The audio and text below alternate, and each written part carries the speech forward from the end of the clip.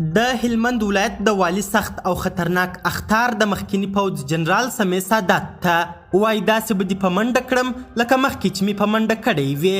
دا چې والي صاحب نور څه ویلي او سمیع سادات داسې څه کړي چې دغه لوړ پوړی طالب چارواکی یې غوسه کړی. پوره جزئیات راسره همدغه روانه ویډیو کې کتلی سئ.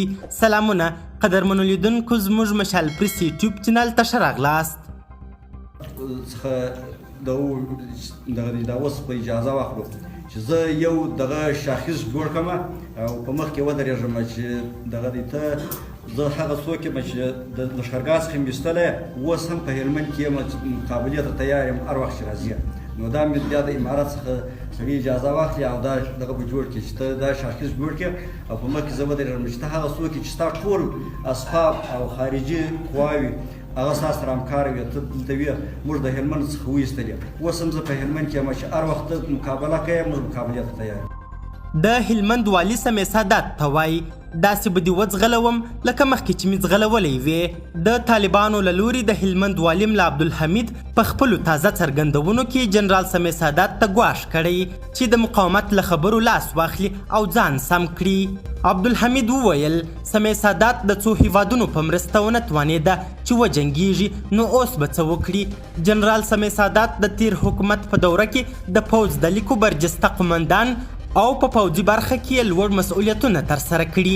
سمیع سادات په وروستیو کې هلمند کې د پوځ د 215 میوند قلي اردو قمندان او د سقوط په درشل کې د کابل د ټولو نظامیانو عمومي قمندان وټاکل سو. د په دې وروستیو کې د طالبانو په وړاندې د جګړې د بیا پیل خبر ورکړی. د تیرې روژې میاشت کې سادات په خپلو مرکو او بیانونو کې ویلي چې د تیر حکومت ټول سرتیري منسجم کوي او د طالبانو په مقابل کې به جګړه کوي. هغه له خپل دې بیان وروسته له رسنیو سره هم زیاتې مرکې وکړې او په هغه کې هم پر دې ټینګار وکړ چې د طالبانو په وړاندې یوازینۍ د حل لاره جګړه ده چې باید دوی او د تیر حکومت سرتیري ترسره کړي. د جمهوریت له سقوط وروسته سادات هم د نورو پوځي او ملکي مشرانو په څیر له هیواده پښې سپکې او وتښتېد.